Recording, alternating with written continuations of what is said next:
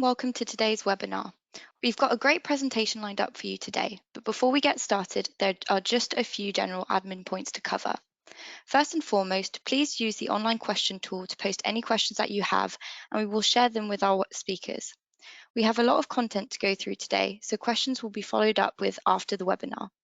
Second, if you experience any technical difficulties, please let us know using that same questions tool, and a member of our admin team will be on hand to support you. And finally, just to note, the webinar will be recorded and we'll be sharing a copy of that with you alongside the slides via email within the next few days.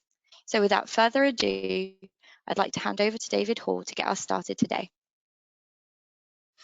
Thank you so much, and thanks to the whole Lexology team. My name is David Hall, and I'm joined by Ann Tyler Hall and Phil Kohler. We are all part of Hall Benefits Law, HBL. HBL is a boutique ERISA law firm headquartered in Atlanta, Georgia.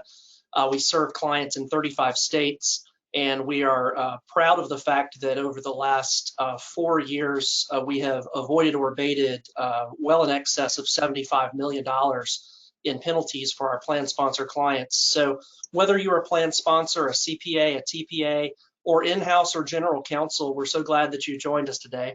I know that I speak for Ann Tyler and Phil when I say that. Just a quick housekeeping note. Again, you will receive a copy of the slides. We will send you a link to the full presentation. So if for some reason you're unable to stay for the entire time, please keep an eye on our website and we will proactively reach out with that link.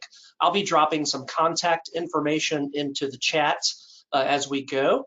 And there will also be a contact slide at the end of the presentation where I will reiterate your ability to follow us on social media, which we'd love to have you do. I've been in touch with many of you on LinkedIn this morning and have received some great responses. So thank you for being here. Just in way of introduction, Ann Tyler Hall is HBL's managing attorney. She is our founding attorney and principal. She's the author of Case Studies in ERISA, Why It Matters and How It Benefits You. If you are not the owner of one of these books, we would love to put one in the mail to you, or if you would prefer a digital copy, I can provide you one as well. Just let me know in the chat or contact us via email. The HBL team of attorneys, as I mentioned, serves clients in 35 states, and we're proudly part of the Inc. 5000 of fastest growing companies in the country, and we do believe that's due to the fact that we are relationship driven.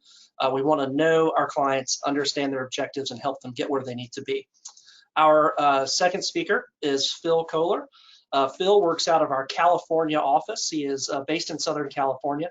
He's also a certified employee benefits specialist with a focus on proactive, relationship-driven ERISA compliance. So he designs, drafts, amends retirement plans, executive compensation, health and welfare plans, and is a very business-minded individual, also has an MBA. So just a real treat to work with Phil on some of these projects, and I know I speak for the plan sponsors he works with.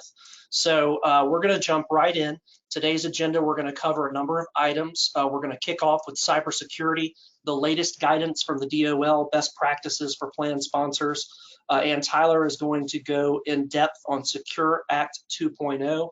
Lots to talk about there.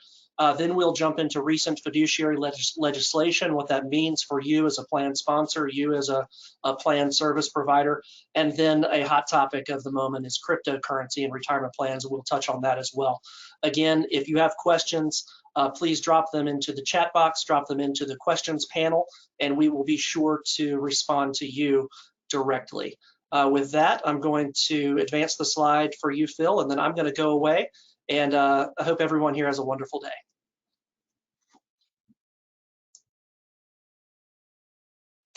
Okay, it's wonderful to be here and have an opportunity to address a group of other professionals in this employee benefits industry about something that's probably the most enormous threat that plan sponsors face, and it's not one that has been articulated very well in the past. What we have seen is that the Department of Labor has actively been scrutinizing the degree to which plan sponsors have adequate controls in their cybersecurity mitigation, risk mitigation processes. And they've conducted studies as they've done individual plan audits and they've discovered that, in fact, the cybersecurity risk mitigation procedures for the bulk of plan sponsors is, in effect, inadequate, to say the least. So we're talking here about a major threat that plan sponsors need to address, and the Department of Labor has weighed in through their initial package of guidance, which is in a three-part package. It's actually what the attorneys call sub-regulatory, which means it's sort of the initial foray by the Department of Labor. It's sort of the friendly side of the Department of Labor, in effect telling the plan sponsor community to wake up. This is something you have to take seriously. It's sub-regulatory because this guidance was never subjected to public comment. It didn't run through the processes of an actual regulation, which is very time consuming and laborious. But if it had reached the level of a full regulation, then the Department of Labor could have been announcing a range of sanctions and penalties for non-compliance. At this stage, we have sub-regulatory guidance. There are no penalties per se that the Department of Labor has developed for failure to comply with these best practices, but they're in effect saying, this is the standard as we see it, and you can bet that the plaintiffs bar, the group of attorneys out there that actively represent interested parties and participants, are going to be looking at this very critically. And as a practical matter, it's something that anyone that serves as a fiduciary in a retirement plan or a health welfare plan needs to become fully familiar with and address. Okay, next slide. So the package that came out in April of 2021 is a three-part package. It is focusing greatly on how the plan sponsor goes about engaging service providers. It's not ignoring the plan sponsor's own internal system of cybersecurity controls and procedures.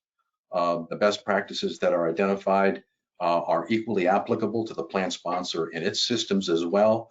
But the focus of the guidance is really as to individual third parties, the service providers. In some cases, they might be record keepers, they might be third-party administrators, they might be actuaries, various service providers that the modern retirement plan or health and welfare plan needs to engage to operate practically.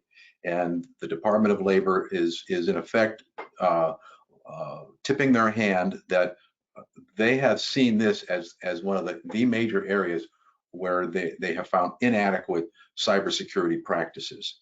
So their first prong of their three-part guidance is tips for hiring a service provider. Then they run through a list of what a good service provider would have in the form of best practices, and many of these are equally applicable to the plan sponsor as well.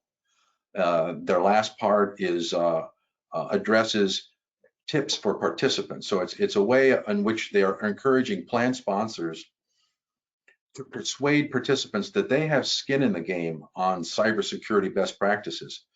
Many of the breaches that have occurred and the vulnerabilities that exist actually were the result of participants being very loose in the way that they maintain the security of their own passwords and other information that allowed bad actors to get some partial degree of information and then attempt to penetrate a plan's employee benefit data management system. Sometimes it's through the customer service or client service personnel. So those are the three individual areas that I'm going to address next. Next slide, please.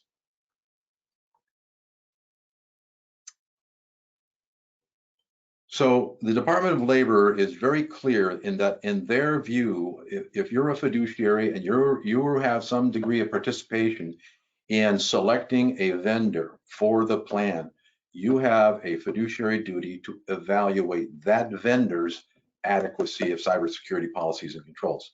We recently went through an experience with one of our clients who had been notified it was going to be investigated. It was just a standard investigation letter. the Department of Labor randomly investigates plans. And we anticipated, as did our client, the normal sort of scrutiny about how they handled the internal processes within the company. This was a private pension plan sponsored by a medium-sized company.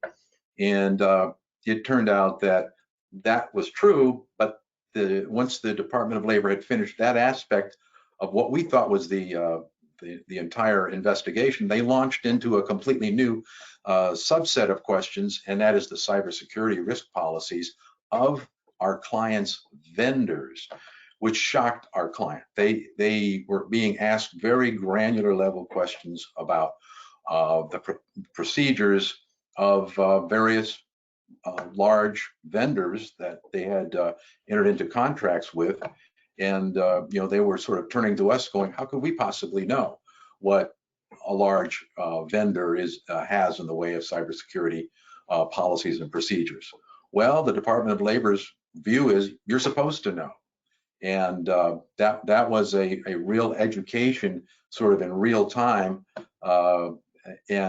We had to put our client through some exercises where they had to gather this information directly from the vendor and then present it to the investigator, who then put our client through some additional steps to make sure that the investigator was trying to make sure that our client wasn't just passively passing this information to the DOL. They had in fact read it and understood it. One of the things we have found that helps in the process is to conduct a fairly formal request for participation when you're going through a vendor search. And it's generally recommended that all vendors be subjected to an RFP, even if you're satisfied with their performance, on a regular 3 to 5 year basis, just to make sure that you have a valid, up-to-date comparison about their fees, about their practices, and now about their cybersecurity risk mitigation policies. One important feature, or one important matter of disclosure that a good vendor or service provider should have available to a plan sponsor is the SOC 2 Type 2 report. And SOC just stands for System and Organization Controls, for service organizations. If you have never seen one of these, it's a very thorough, very detailed, if you will, expose of the vendor's internal policies, adequacy of controls.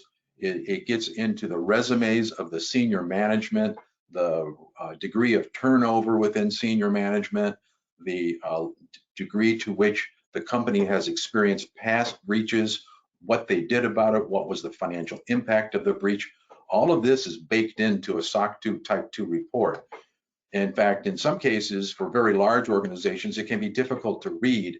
And it's important that the plan sponsor who is evaluating in an RFP whether a candidate is suitable, not just get the SOC 2 Type 2 report itself, but get an executive summary so that other folks who aren't familiar with the terminology that might be in such a document can at least get some summary disclosure about the adequacy of that particular candidate's cybersecurity risk mitigation policies.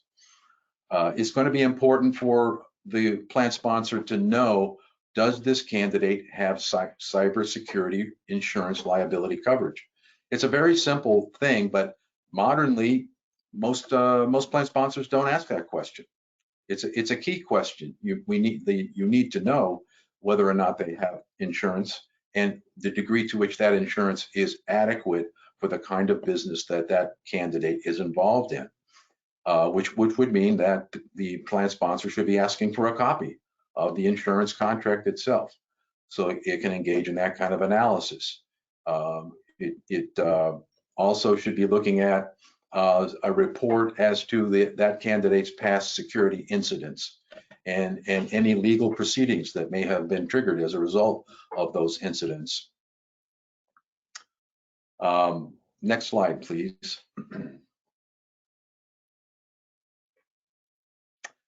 Here in this part of the guidance that the DOL issued last year is a list of best practices. And it's sort of a very explicit set of recommendations. And we have found that a lot of vendors cannot satisfy these best practices or are unable to document that. One of the things that is required and is a formal, well-documented program statement. And such a thing, according to the Department of Labor, should exist for the vendor. And so in a situation where the plan sponsor is evaluating the adequacy of that vendor's program, the plan sponsor would, of course, need to get a copy of that program. The Department of Labor also is recommending that the vendors undergo at least annual risk assessments. And a risk assessment is usually done by a third party. A special audit firm with that kind of capacity will undergo or conduct a special assessment of the degree to which the cybersecurity risk mitigation policies and procedures of the vendor are actually adequate for the risks and threats that vendor is facing. They also want to see a formal organization chart. They want to see, the DOL would expect that a plan sponsor would demand that a vendor present to it an organization chart as to those folks and its staff that are responsible for information security. Also, they would want to see what degree of training, periodic training on cybersecurity awareness is the vendor's staff exposed to. This is not intended to be something that's just haphazard and every once in a while. The DOL is expecting a plan sponsor to demand that a vendor have a appropriate and formal program for training and retraining staff, because obviously the vendor staff will change over time, evolve, and so forth. And there may be cybersecurity events that involve a poor performance by a staff member, and there needs to be some level within that training program that addresses what happens when a staff member is responsible for or contributes to a breach, him or herself. There's an expectation that any system that's designed to track cybersecurity risk mitigation has its own life cycle. It's not something you can sort of set it and forget it. It's got to constantly evolve. It's got to be refreshed.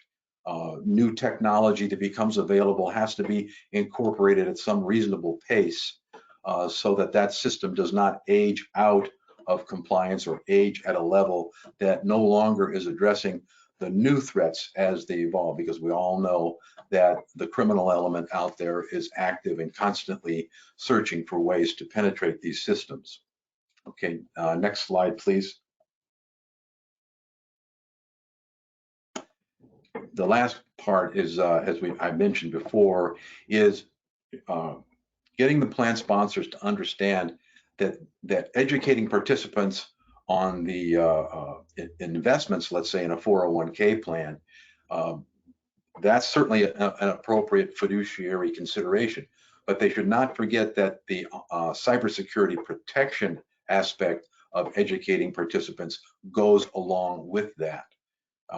And so what they expect is for plan sponsors, as they design their online dashboards or portals, as they prepare written communications with participants, that they include warnings, reminders as to always monitor your online plan accounts.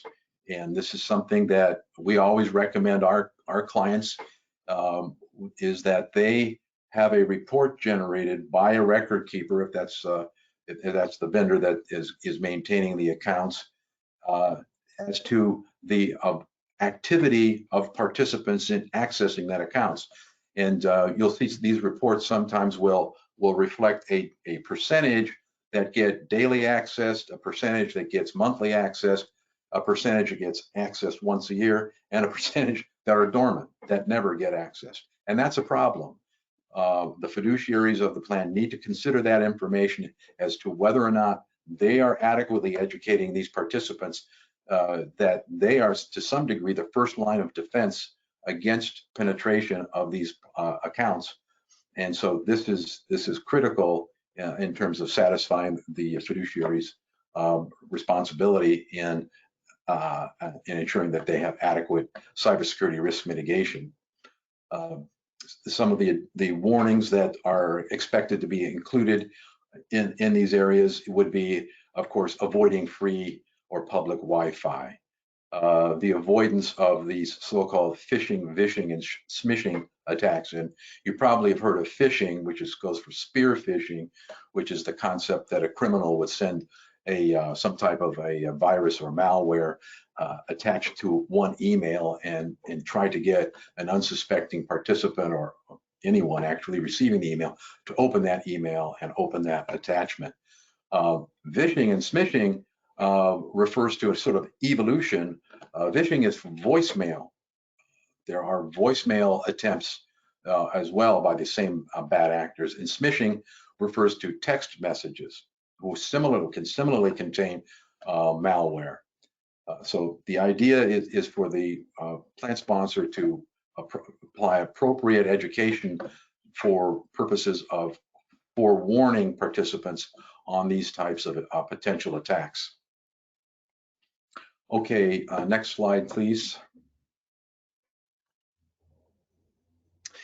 Turns out the Department of Labor is not the only governmental agency that cares about this, and the SEC, in regulating what are called registered investment advisors, is equally concerned. Now, the SEC is regulating a group of investment advisors, not necessarily fiduciaries of a pension plan per se, although many registered investment advisors are investment advisors, co-fiduciaries to a retirement plan, in advising the workplace fiduciaries as to the construction of an investment menu and so forth.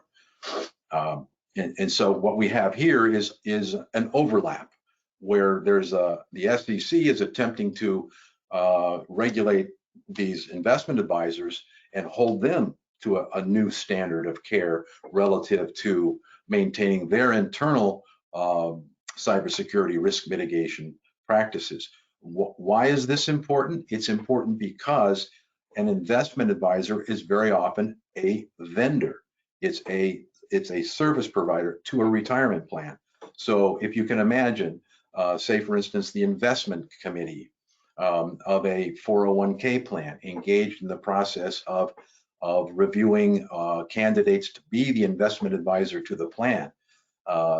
Here we have the SEC. Now these are proposed, but nonetheless, they articulate, as did the sub-regulatory advice of the DOL, a set of best practice standards. And this is similar here. So the members of an investment committee considering an investment advisor would be well advised to walk that candidate through the process of to what degree are you complying with the SEC's new proposed rules. And there's a variety of written documents that these new rules require. Next slide, please.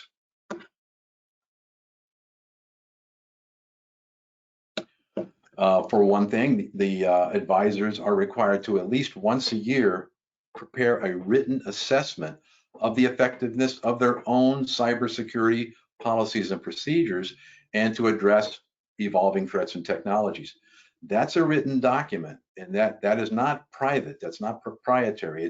It's something that the plan sponsor, or in this case, the investment committee, a subcomponent of the plan sponsor, in considering whether or not a particular candidate investment advisor is appropriate, should get. They should demand it, they should understand it, and they should put the candidate through some degree of a process if there's anything untoward contained in that written assessment. In addition, funds or advisors are automatically required to provide their advisory clients in their disclosure requirements as to cybersecurity risks and incidents that have occurred, and registered investment advisor is required to give a potential customer client a recipient of their advice for a fee, this form ADV. And that ADV contains many mandatory disclosures, mainly having to do with fees and so forth. But now the SEC for the first time is saying, in addition to all that, we want you to disclose your experience in the adequacy of your cybersecurity risks and managing those risks, and what incidents have occurred. It's not something you can imagine an investment advisor wants to disclose.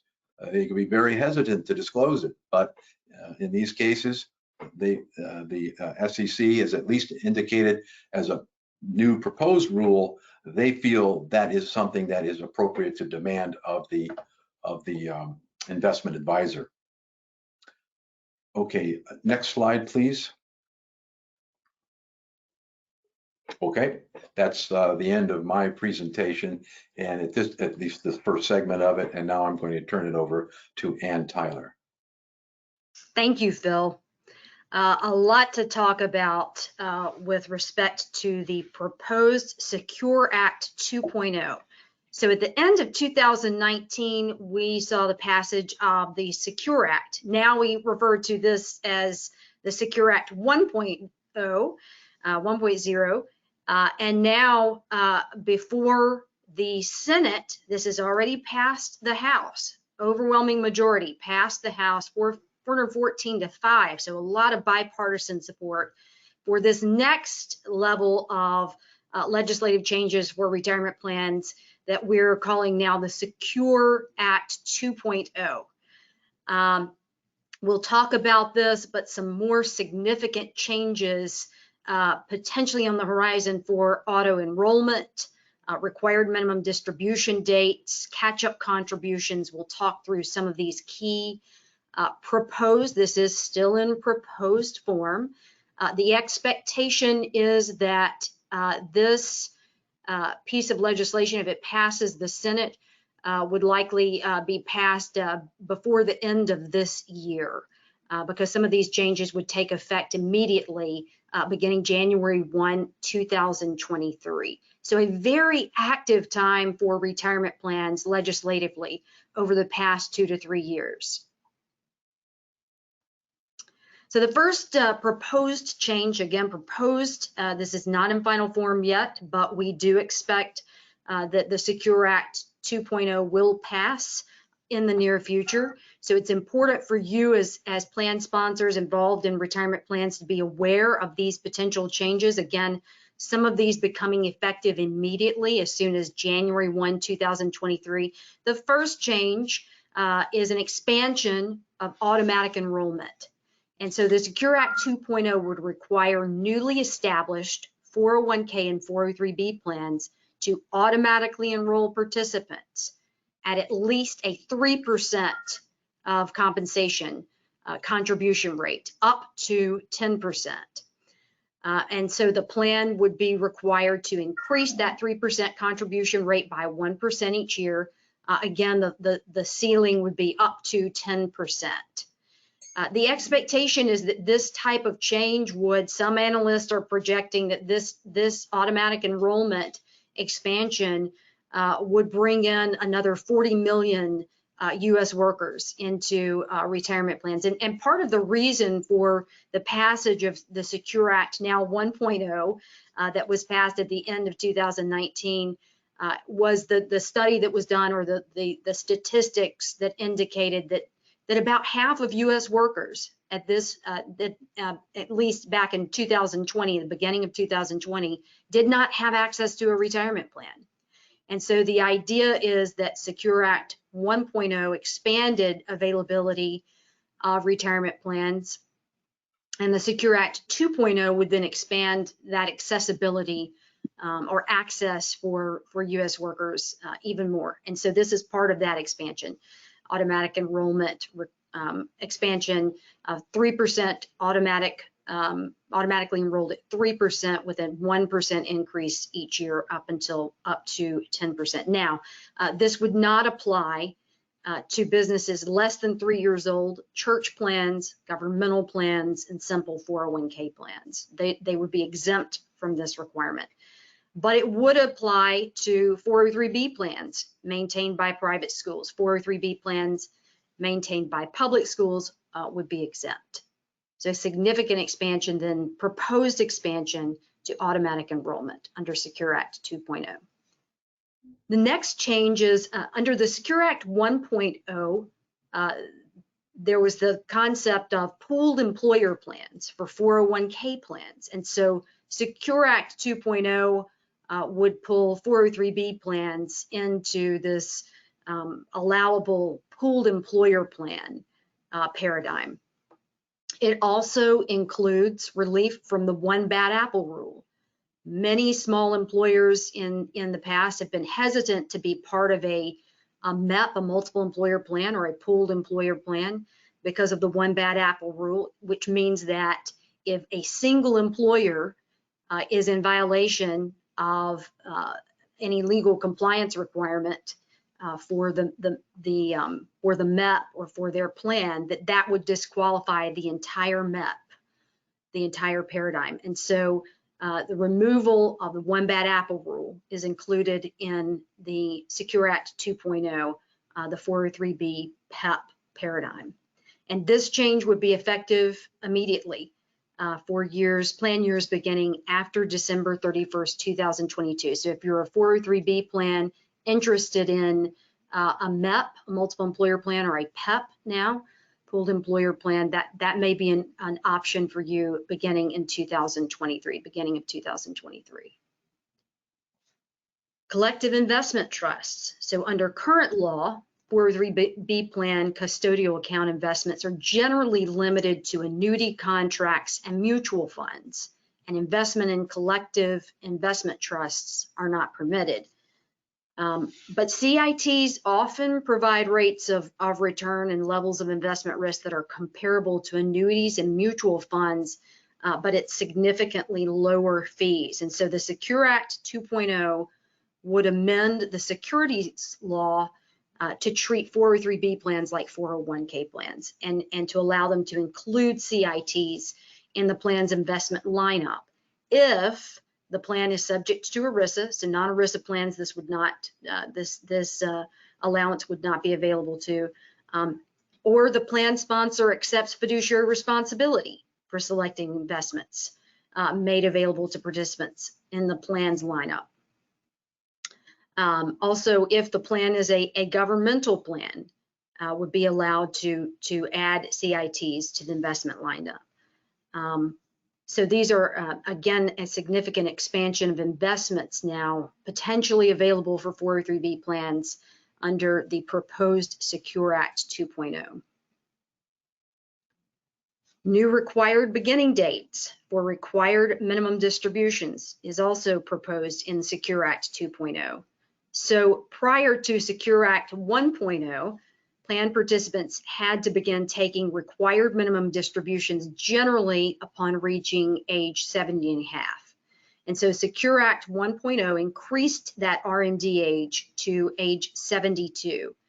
And then Secure Act 2.0 would introduce a staggered series of increases to the RMD beginning age to 73, beginning immediately January 1, 2023, and then 74, beginning on January 1, 2030, and then 75, beginning January 1, 2033. So a significant expansion or extension of the required minimum distribution date. So this means that you would be allowed to keep your assets in the retirement plan longer if you so desired.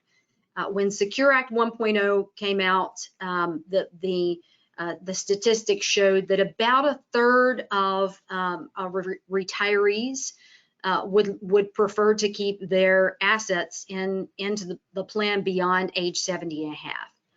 So this is a nice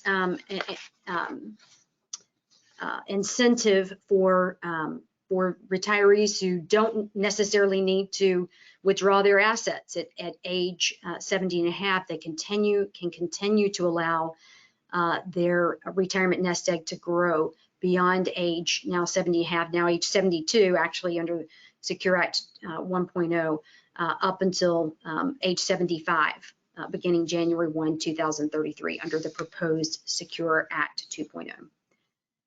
The Secure Act 2.0 would also then increase the mandatory cash out limit. We see in most plans, if your account balance is $5,000 or less, the plan can provide that your plan account be pushed out into an IRA, or and this is the small account cash out limit, and so that would be raised from the $5,000 ceiling to $7,000, and this would be effective beginning in 2023, so an immediate change. Enhancements to the catch-up limit. Generally at age 50 and over, participants in employer-sponsored retirement plans can make a catch-up, an additional catch-up contribution in excess of what the general elective deferral limit provides for. So for IRAs, the current $1,000 catch-up contribution is annually adjusted for inflation for tax years beginning after December 31st, 2022. So again, an immediate change. So this would be the catch-up contribution limit for IRAs would be adjusted annually for inflation beginning January 1, 2023. For retirement plans, except for simple plans, the current $6,500 catch-up limit would be increased to $10,000 annually adjusted for inflation. Again, this would be for tax years beginning after December 31st, 2023. So this would be effective for the 2024 plan year. For simple plans, the current $3,000 catch-up limit would be increased to $3,000 and annually adjusted for inflation, again, for tax years beginning 1/1/24. Again, these are proposed changes. Student loan matching program. So in 2018, we saw the IRS issue a private letter ruling. And this was for Abbott Labs out of Chicago, a business that had a high number of younger workers who were paying off their student loans. And because they were paying off their student loans, they could not make contributions to the 401k plan because they had their student loan repayment commitments. And so in the request to the IRS, Abbott Labs asked for permission to provide for a matching contribution if their young workers could demonstrate that they'd made contributions toward paying off their student loan. And so the IRS accepted this plan design paradigm, and this launched a broader discussion about permitting student loan matching programs in retirement plans. And so this has been a hot topic, particularly if you are a business or you are a plan sponsor with a high number of millennials, high number of younger workers. This could be a very attractive retention and attraction tool for younger workers. Assuming that this is included in the final version of Secure Act 2.0, the student loan matching program, where an employer would be permitted to make matching contributions under a 401k plan, 403b plan, or a simple IRA that matches the participant's qualified student loan payments. And this would be effective January 1, 2023 under the proposed Secure Act 2.0. If this passes, plan sponsors and companies with younger workers looking to attract top talent in the ages 20s and 30s age range with a high student loan. We know that student loan amounts have soared over the past decade. This could be a very attractive tool and plan design to add to your retirement plan if Secure Act 2.0 passes. And so this is something to consider even now, and particularly to be aware of as we look at the Secure Act 2.0 making its way through Congress and eventual passage. The Secure Act 2.0 would, for the 1 year reduction in the period of service requirement for long-term part-time workers, this would make a change to the original Secure Act 1.0. The Secure Act 1.0 requires that 401k plans, but not 403b plans, allow part-time workers who've worked at least 500 hours per year for 3 consecutive years to be eligible to make elective deferrals. And so this proposal, and this provision for the Secure Act 1.0, the provision is currently effective for plan years beginning on or after January 1, 2021. And so part-time workers would be eligible for the retirement plan beginning with the 2024 plan year. The Secure Act 2.0 proposes an expansion, and it would expand the number of long-term part-time employees who are eligible 401k plan participants by reducing the eligibility requirement from 3 consecutive years to only 2 consecutive years. So if this passed, then presumably beginning January 1, 2023, long-term part-time workers would be eligible for participation in 401k plans. And what does this mean? This means that if you have a large part-time employee workforce, that you need to know that the eligibility requirements may change significantly beginning January 1, 2023. And you must then, if Secure Act 2.0 passes in its current form, allow these long-term part-time workers to make elective deferrals. At this point, this new provision does not require that you provide for, as an employer, a matching contribution or a safe harbor contribution for these long-term part-time employee workers, only that you allow them to make an elective deferral.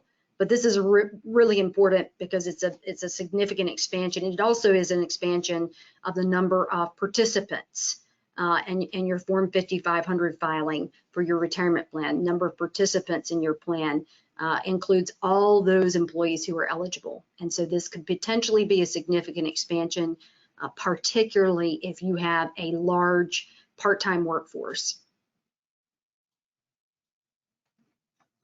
The Secure Act 2.0 proposes an expansion to the employee plan's compliance resolution system. This is the correction program, the IRS's correction program for retirement plans that fall out of compliance, which is not difficult to do. There are a myriad of different legal compliance requirements, and so many plans inadvertently fall out of compliance.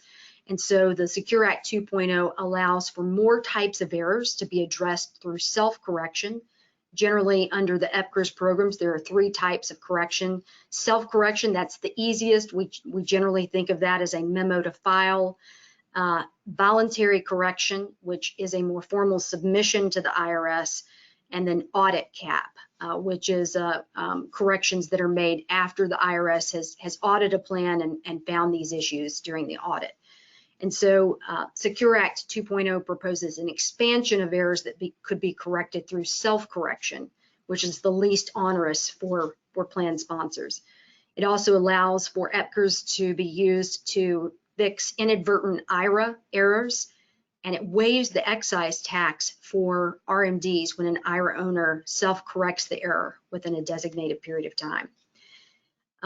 Employers could also then, under this proposed Secure Act 2.0, were deemed hardship distributions, employers could rely upon self-certification. And so if an employee demonstrated self-certified that they experienced one of the safe harbor events that qualifies for the purposes of taking a hardship withdrawal, that would be acceptable then under the proposed Secure Act 2.0. For the repayment of qualified birth or adoption distributions that were limited to under the Secure Act, which expanded distributions to allow for a penalty-free retirement plan withdrawal for a qualified birth or adoption. The Secure Act 1.0 generally provided for, but did not stipulate a discrete time period for repayment. And the Secure Act 2.0 now would require that these distributions be recontributed within 3 years. of the distribution in order to qualify as a rollover contribution plan. We mentioned previously the increase in the catch-up contribution limits. This would apply for tax years after 12/31/2023, and it would allow for catch-up contributions equal to $10,000. So from $6,500, then beginning 1/1/24, catch-up contributions could be made up to $10,000 for those who have attained age 62, 63, or 64 by the end of the same tax year. For those who participate in an employer-sponsored 401k and 403b plan or 403b plan. But what Congress giveth, Congress taketh away. This is an offset. So with the increase in the catch-up contribution limit, the Secure Act 2.0 proposes then that all of these catch-up contributions would be designated only as Roth contributions. Roth contributions, of course, mean that the contributions are made on an after-tax basis. The Secure Act 2.0 also allows for, and this is permissive, this would be a voluntary allowance, but effective if the Secure Act 2.0 passes, effective as of the date of an enactment, the plan sponsors could but would not be required to permit employees to elect that some or all of their matching contributions be treated as Roth contributions for 401k plans. So again, some significant changes potentially coming down the pike for retirement plans via the Secure Act 2.0. With that, I'll turn it back over to Phil.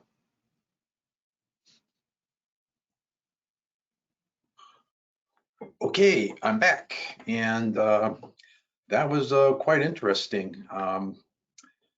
What I want to talk to you about is two new trends that are coming into significant tension.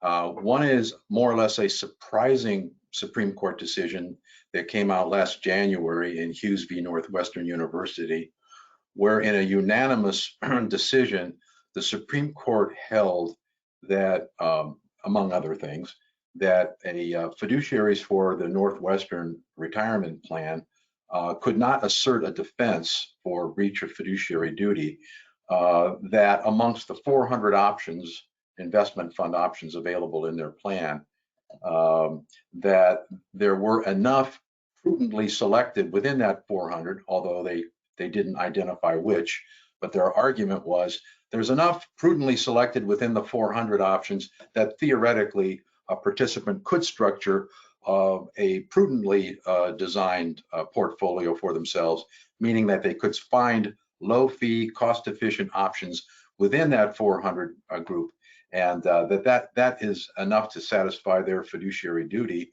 with respect to the selection and retention of that entire body of 400 options. And it turns out the Supreme Court would have none of that.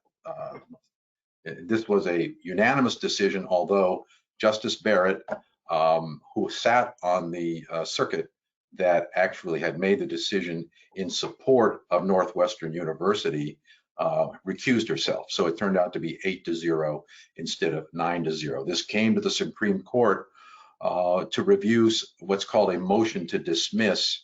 And so the real significance of this is that what used to be a readily available a motion to get rid of pesky complaints for breach of fiduciary duty, employers and plan sponsors have now lost this. As evidenced by the decision made below by the Seventh Circuit, it used to be that a claim of breach of fiduciary duty for excessive fees or imprudently selected investment fund options could easily be dismissed by an assertion by the defendant plan sponsor that, oh no, in this big vast menu of funds I've created, I can demonstrate that enough of the funds are prudently selected that in theory participants can still design prudently diversified portfolios for their own individual accounts. And what the court held was, well, that does not square with a prior decision we made in Tibble v. Edison in 2015, that fiduciaries have a duty to regularly monitor and assess the prudence of each and every available fund option, not just an assortment that meet the requirements and the other ones could or could not be imprudently selected. And to also, furthermore, a duty to get rid of any investment fund options that don't meet the test of prudence. So what they're basically were telling the Northwestern fiduciaries was that's not good enough. And 400 options probably is almost an insurmountable number of options for an employer, even of the size of Northwestern University, to be able to regularly and routinely evaluate each and every one of those options.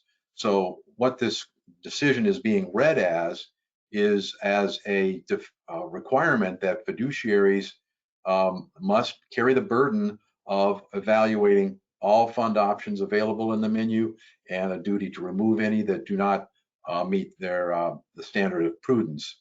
And heretofore, this was not a requirement, and many lawsuits got dismissed at this level. And we can see now that they're now being revived.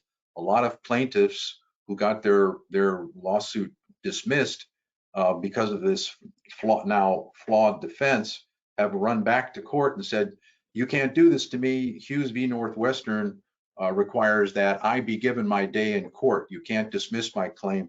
And the overriding concern as a practical matter in the legal world is if the motion to dismiss on this basis won't succeed, then the claim goes forward, and it would typically go forward into discovery, which means that the defendant now can go to court and get orders for things like depositions, interrogatories, requests for production of documents.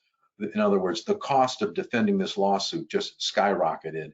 And of course, all of the various parties that look at the value of a lawsuit, sometimes it's an insurance carrier, is always going to be the plan sponsor. They have to consider what is the settlement value of continuing to fight. Okay. The other trend that is evolving due to the popularity of cryptocurrency investments is brokerage windows inside 401k and 403b plans. And this is something that's been around for a very long time. And in effect, it's where a plan allows a brokerage firm like a Charles Schwab, TD Ameritrade, what have you, to give the participants in the plan the full range of what that brokerage system would make available to any retail client. Now, that doesn't mean everything in the investment universe. It means those things that are within that system that brokerage firm is willing to make available. And almost every brokerage window program comes with a list of excluded investments that are excluded because the brokerage firm doesn't want to engage in those transactions.